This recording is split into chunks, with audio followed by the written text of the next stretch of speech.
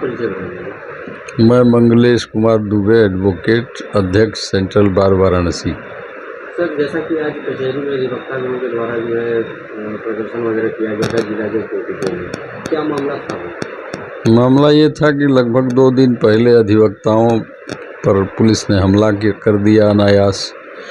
एक अधिवक्ता को पुलिस ने विपक्षियों की साजिश में लॉकअप में रख के बड़ा गांव में पीटा, तो इसको अधिवक्ताओं ने अपने सम्मान से जोड़ लिया था।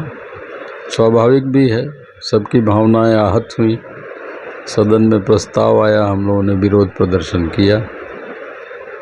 क्या उसका परिणाम निकला विरोध प्रदर्शन का? अधिकारी गणों के द्वारा कोई अधिकारीगण को भी अंदाजा था कि अधिवक्ता समाज गंभीर रूप से उद्वेलित है, तो उसको एहतियातन लेते हुए उन्होंने कुछ ठोस कार्रवाइयाँ तो पहले ही कर दी थी। जैसे भेलूपुर में जो दरोगा जी के द्वारा अधिवक्ता पर हमला हुआ था, उस प्रकरण में उनके विरुद्ध गंभीर धाराओं में मुकदमा दर्ज कर लिया, जिसमें कि 109 BNS की धारा यानी 307 पुरानी धारा लग गई, और उसके अलावा उनको सस्पेंड भी कर दिया गया। आज वो समाचार पत्र में भी था। इसके बाद फिर आज वो शाम को जिलाधिकारी, additional commissioner police, ADM city, DCP headquarter और ACP भेलूपुर, जिनके क्षेत्र की घटना है, ये सारे लोग जिला जज साहब के यहाँ उपस्थित हुए और इस बिंदु से विचार विमर्श किया गया कि इस तरह की घटनाओं की पुनरावृत्ति नहीं होनी चाहिए, उसका ठोस उपाय किया जाना चाहिए। तो उसमें 2 अधिकारियों को नोडल अधिकारी बनाया गया जो क्विक रिस्पांस के लिए काम करेंगे। जब भी कोई असंतोष अधिवक्ताओं में पुलिस और प्रशासन को लेके होगा, तो उसकी सूचना बार के द्वारा या जिम्मेदार लोगों के द्वारा दी जाएगी और समय रहते उसका निस्तारण होगा। और दूसरा उन्होंने ये भी कहा है कि हम 2 दिन में घटना की पूरी जांच कर लेंगे और जिसका जैसा दोष होगा वैसी कार्रवाई होगी। भैया, ये कह रहे थे कि अधिवक्ता समाज जो कि कचहरी में न्याय दिलाने का काम कर रहे हैं, तो उनके ऊपर जो इतनी आए दिन घटनाएं हो रही हैं, जानलेवा हमला हो रहा है, ज़रूरी नहीं कि प्रशासन से ही, कहीं भी हो जा रहा है, तो भैया इसका कारण क्या है? अब अगर अधिवक्ताओं पर हमला हो रहा है तो जाहिर है कि ये माना जाएगा कि कानून का भय कम होता जा रहा है और कानून का प्रवर्तन करने वाली एजेंसियों की धमक कम हो रही है, उनकी कार्यप्रणाली लचर है।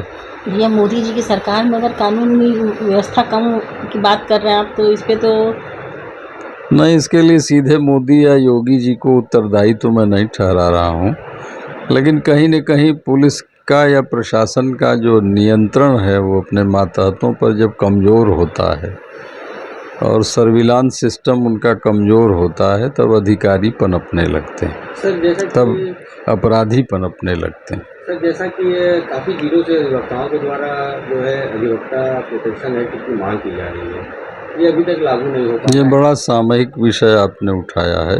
अधिवक्ता प्रोटेक्शन एक्ट क्यों नहीं? अगर डॉक्टर्स के लिए प्रोटेक्शन एक्ट आ गया, दूसरी जगहों के लिए हो चुका है इस तरह का बंदोबस्त, तो अधिवक्ता भी तो एक बहुत महत्वपूर्ण उत्तरदायित्व का निर्वाह करता है।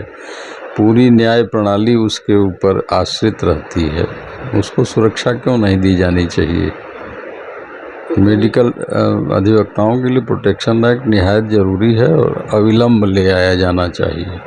तो इसके लिए आपको बार के द्वारा क्या प्रयास किया जा रहा है? हमारे बार के ऊपर हमारी 2 महत्वपूर्ण संस्थाएं हैं। प्रदेश स्तर पर state bar council Uttar Pradesh, और उसके ऊपर हमारी सबसे एपेक्स बॉडी है बार काउंसिल ऑफ इंडिया। सैद्धांतिक रूप से ये तय भी हुआ है कि अधिवक्ताओं के लिए प्रोटेक्शन एक्ट ले आया जाएगा। विचार विमर्श की प्रक्रिया में बहुत पहले ही वो था, ऐसा बताया भी गया, लेकिन अभी धरातल पर नहीं उतरा। बार इस विषय में समय समय पर अपने नेताओं को, उन संस्थाओं को संपर्क करता है। मैं कचहरी में आज सुनने में आया है शाम को कि जो धरना अधिवक्ता लोग दे रहे थे, जो बड़े अधिकारी और जिला जज साहब की जो मीटिंग हुई है, उसमें जो दरोगा है उसकी गिरफ्तारी की मांग लोग कर रहे थे, तो उसमें प्रशासन ने क्या या जिला जज ने क्या आप लोग को बताया उसमें? जिला जज साहब ने केवल समन्वय का काम किया है बार और प्रशासनिक अधिकारियों के बीच में। वो अभिभावक की भूमिका में थे, उन्होंने अपनी भूमिका से न्याय भी किया।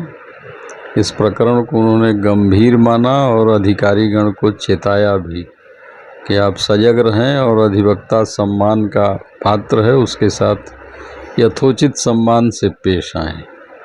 रहा सवाल गिरफ्तारी का, तो गिरफ्तारी के लायक धाराएं तो है ही हैं। उन्होंने कहा भी है कि अगर कुछ बनेगा हमारी विवेचना में तो हम जरूर गिरफ्तार करेंगे।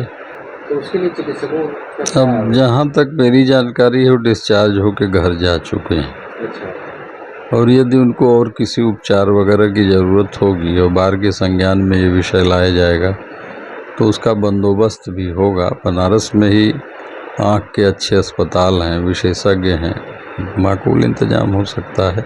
वो स्वयं भी सक्षम हैं, उनको किसी चीज़ के लिए किसी पर आश्रित होने की स्थिति नहीं है, लेकिन हमारे साथी हैं, जब भी जो ज़रूरत उनको होगी हम खड़े रहेंगे।